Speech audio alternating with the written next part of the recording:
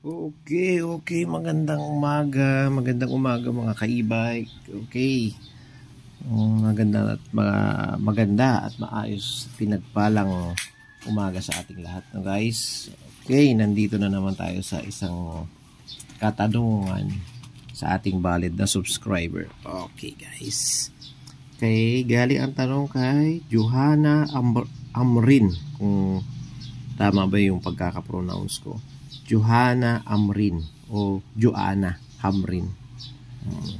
Ang tanong niya guys is, pa-help naman po, di po nagcha-charge ang aking e-bike.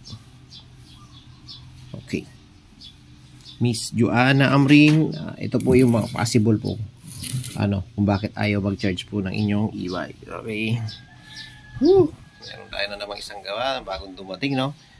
Okay, nakapila na dyan. Reparin natin yan guys. Okay, pero dito muna tayo.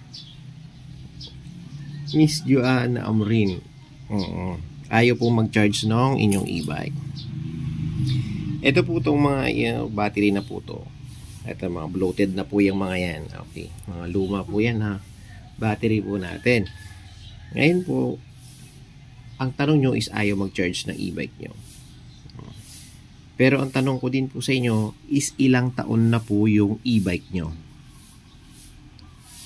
Okay po.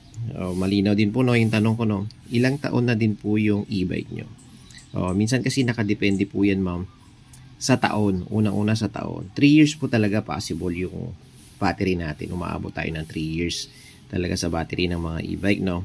Pero kung wala pang 3 years yung e-bike nyo po at bigla pong na ganun, ayaw pong mag-charge, ito po yung mga possible po na sagot doon. Okay, ang una po yung gagawin is ganito po. Ito po yung charger plug. Ayan po, no, charger plug po yan. Kahit anong e-bike po merong ganito, 3 wheels, 2 wheels, 4 wheels, pare-parehas lang po yan. May charger plug po yan. Okay,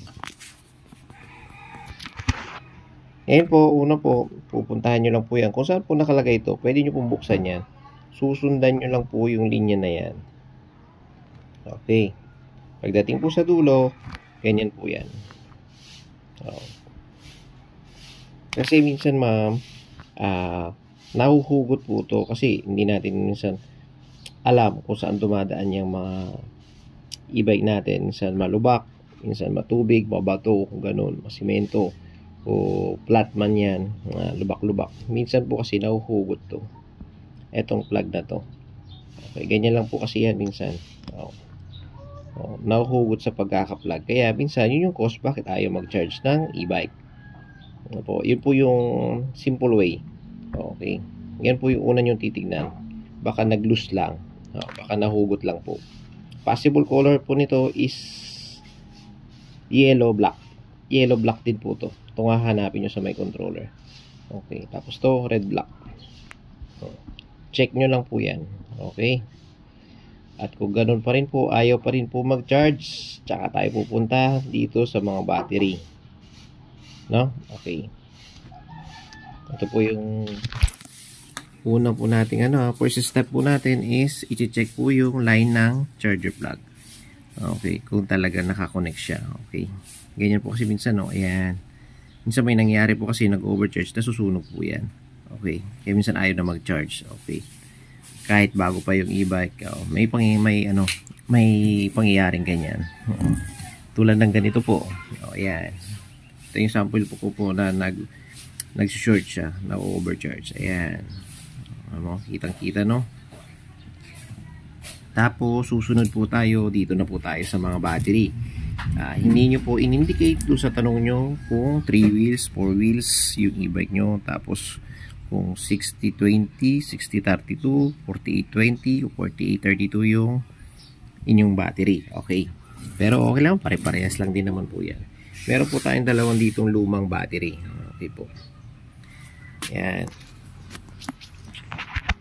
Second step nyo po, kailangan nyo po talaga ng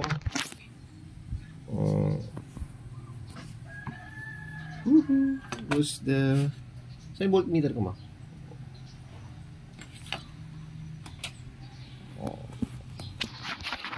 Ayan, kailangan nyo po ng voltmeter.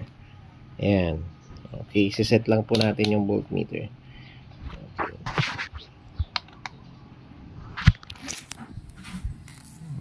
Set po natin yung voltmeter natin, no? Okay po. Ayan. Pasensya nyo na po at talagang mag-isa ko lang talagang gumagawa. Okay.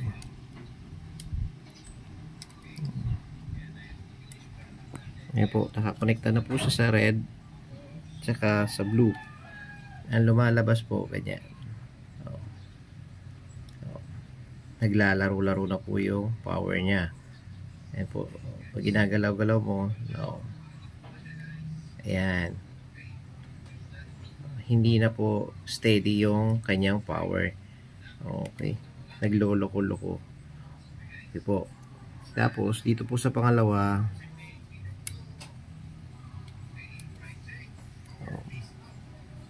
ganoon din po. Ayan, konting galaw lang po, gagalaw din siya. Pero ito po, yan. Ilang volts siya. Dapat po kasi yan, naka 12 volts. Kada isang battery nyo po. Kada isang battery po, dapat po naka 12 volts na steady. Kaya ako po sinasabi yan kasi po kapag yung battery nyo po as hindi na umaabot ng 12 volts kada isa, 12 point something po, 12.35, 37, goods yan ma'am.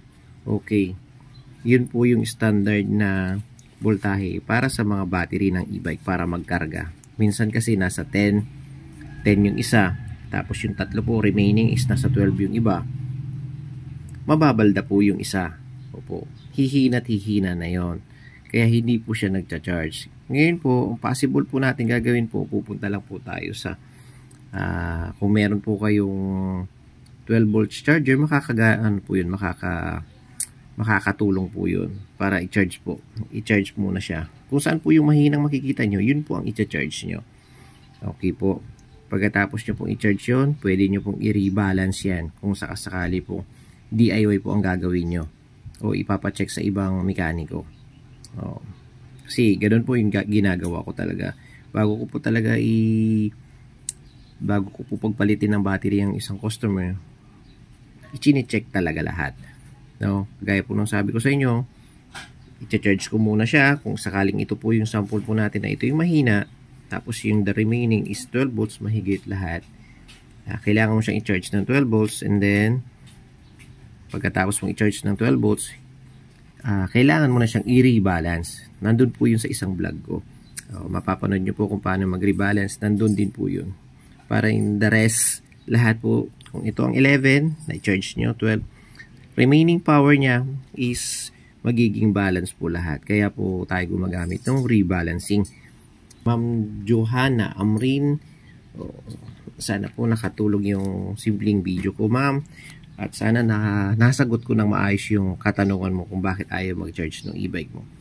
Unang-una po, dito tayo mag-base. Sa charger plug kung talaga nakasaksak siya ng maayos. And then, kung ayaw pa rin, tsaka lang tayo pupunta ng battery. It's your choice po kung gusto mo magpalit ng bagong battery o kailangan mo lang ipacheck yung battery po. Pero para sa akin po, yun po yung ginagawa ko muna bago ako magpalit. No? Po. Ma'am, sana nakatulong yung simpleng video kong to. Sa katanungan mo, ma'am. Ride safe, power, peace out.